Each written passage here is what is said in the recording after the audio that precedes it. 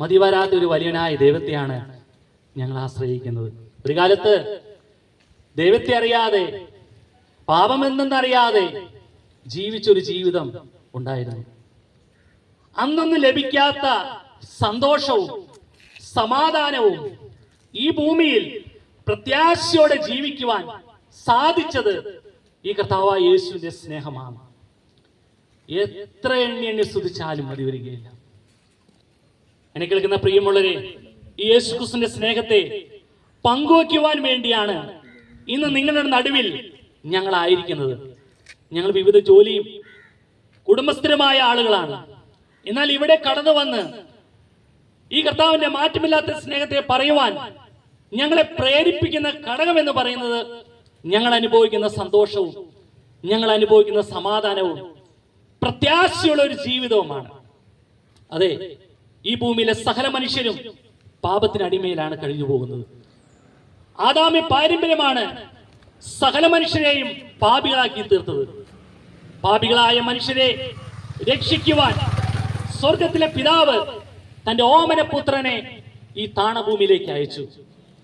ആ കർത്താവായ യേശു ക്രിസ്തുവിനെ വിശ്വസിച്ച് യേശുവിന്റെ മരണ പുനരുദ്ധാനത്തിൽ അംഗീകരിക്കുകയും അത് ഏറ്റെടുക്കുകയും ചെയ്യുന്ന ഏതൊരു വ്യക്തിക്കും ദൈവമക്കളായി ജീവിക്കുവാൻ സാധിക്കും. എന്നെ കേൾക്കുന്ന പ്രിയമുള്ളവരെ, ദൈവമക്കളാകുവാൻ ആഗ്രഹിക്കുന്ന ഏതൊരു വ്യക്തിക്കും സ്വർഗം ഒരുക്കിയിരിക്കുന്ന ഒരു പദ്ധതി എന്ന് പറയുന്നത് അത് കർത്താവായ യേശു ക്രിസ്തുവാണ്. വചനം പറയുന്നു, കർത്താവായ യേശു ക്രിസ്തുവിനെ കൈക്കൊണ്ട് അവന്റെ നാമത്തിൽ വിശ്വസിക്കുന്ന ഏവർക്കും ദൈവമക്കളായി തീരുവാൻ സാധിക്കും. എന്നെ കേൾക്കുന്ന പ്രിയമുള്ളവരെ, ഈ ഭൂമിയിലെ ജീവിതം താൽക്കാലിക ജീവിതമാണ് നമ്മൾ ഓരോരുത്തരും നയിച്ചുകൊണ്ടിരിക്കുന്നത്. കഴിഞ്ഞ മാസം കണ്ട പലരും ഇന്ന് ഈ ഭൂമിയിലില്ല. കഴിഞ്ഞ ആഴ്ചയിൽ കണ്ട പലരും ഇന്ന് ഈ ഭൂമിയിലില്ല. കഴിഞ്ഞ ദിവസം കണ്ടവർ പോലും ഈ ഭൂമിയിൽ കാണപ്പെടാത്ത മാറ്റപ്പെട്ടുകൊണ്ടിരിക്കുന്നു. അവരെവിടേക്കാണ് ഈ മാറ്റപ്പെടുന്നത്? ഈ ഭൂമിയിലെ ജീവിതം താൽക്കാലികമാണ്.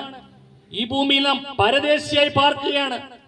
നമുക്ക് സ്വന്തമായ ഒരു ദേശമുണ്ട്.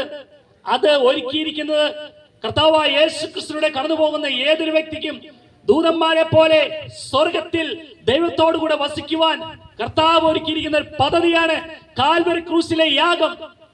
ഈ യാഗത്തിലൂടെ കർത്താവിനെ സ്വീകരിക്കുന്ന ഏതൊരു വ്യക്തിക്കും സ്വർഗരാജ്യം അവകാശമാക്കുവാൻ കഴിയും.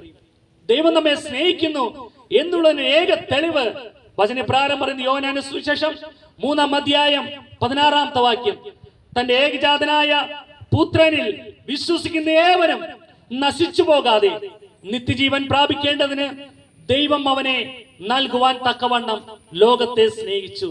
നോക്കണേ, തന്റെ ഏകജാതനായ പുത്രൻ മുഖാന്തരം പാപികളായ സകല മനുഷ്യരെയും രക്ഷിക്കുവാൻ സ്വർഗത്തിലെ സ്വർഗീയ പിതാവ് തന്റെ ഓമന പുത്രനെ ഈ ഭൂമിയിലേക്ക് അയച്ചു.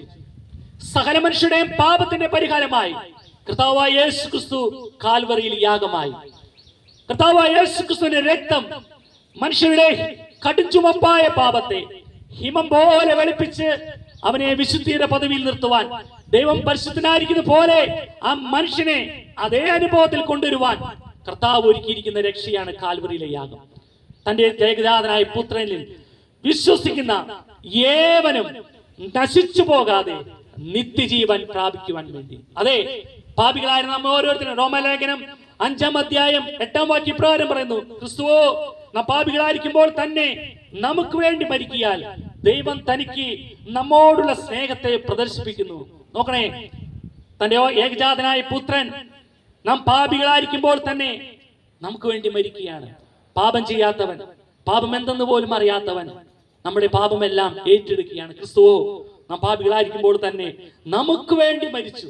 നാം ഏൽക്കേണ്ട ശിക്ഷ, നാം അനുഭവിക്കേണ്ട ശിക്ഷ അത് കർത്താവായ യേശു ക്രിസ്തു കാൽവരി ക്രൂശിലൂടെ ഏറ്റെടുത്തു.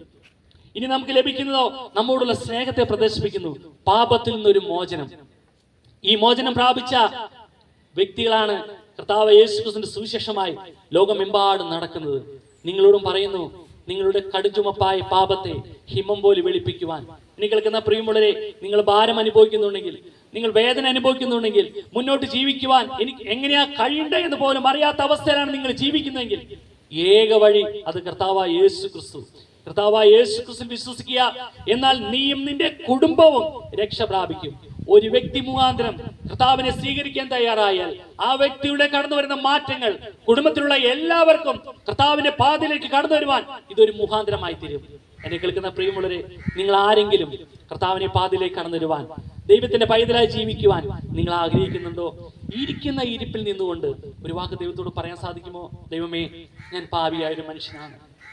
എന്റെ പാപത്തിന് വേണ്ടിയാണ് കർത്താവായ യേശു ക്രിസ്തു കാൽവറിയിൽ യാഗമായി തീർന്നത്. അത് ഞാൻ വിശ്വസിക്കുന്നു, അംഗീകരിക്കുന്നു, ഏറ്റെടുക്കുന്നു. ഒരു ദൈവത്തിലായി ജീവിക്കുവാൻ എന്നെ നീ സഹായിക്കണമേ.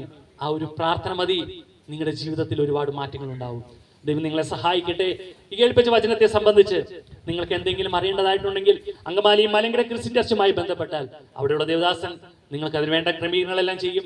ഞങ്ങളിപ്പോൾ ഒരു വാക്ക് പ്രാർത്ഥിച്ച് ഇവിടെ നിന്ന് കടന്നു പോകാൻ ആഗ്രഹിക്കുന്നു. പരിശുദ്ധനായ ദൈവമേ, സ്വർഗീയ നല്ല പിതാവേ, അടിങ്ങൾ പുനഃനാമത്തെ നന്ദിയോടെ വാഴ്ത്തുന്നു, സ്തുതിക്കുന്നു. ദൈവത്തിന്റെ വചനമായി കർത്താവ് ഈ ദേശത്ത് കടന്നു വരുവാൻ കർത്താവ് ഞങ്ങളെ സഹായിച്ചല്ലോ. ഈ ദേശത്ത് കർത്താവ് ഭാരം അനുഭവിക്കുന്ന, വേദന അനുഭവിക്കുന്ന, ആമേൻ, ഒരു ദൈവത്തിന്റെ പൈതലായി ജീവിക്കുവാൻ ആഗ്രഹിക്കുന്ന ആരെങ്കിലും ഈ ശബ്ദം കേൾക്കുന്നെങ്കിൽ ഇന്ന് അവർക്കൊരു ഹല്ലേലൂയ, ഇതൊരു പുതുജീവനായി തീരട്ടെ. അവരുടെ കുടുംബത്തിൽ സന്തോഷം കടന്നു വരട്ടെ, സമാധാനം കടന്നു വരട്ടെ. ദൈവം അവരെ അനുഗ്രഹിക്കട്ടെ. ഹല്ലേലൂയ. ഞങ്ങൾ ഈ ദേശത്തെ അനുഗ്രഹിച്ചു പ്രാർത്ഥിക്കുന്നു. പ്രാർത്ഥന യാചന കേട്ട കൃപയ്ക്കായി സ്തോത്രം. മഹത്വം കുഞ്ഞാടിന് എല്ലാം ഞങ്ങൾക്ക് വേണ്ടി കാൽവറി യാഗമായി തീർന്ന കർത്താവായ യേശു ക്രിസ്തുവിന്റെ നാമത്തിൽ തന്നെ ആമേൻ.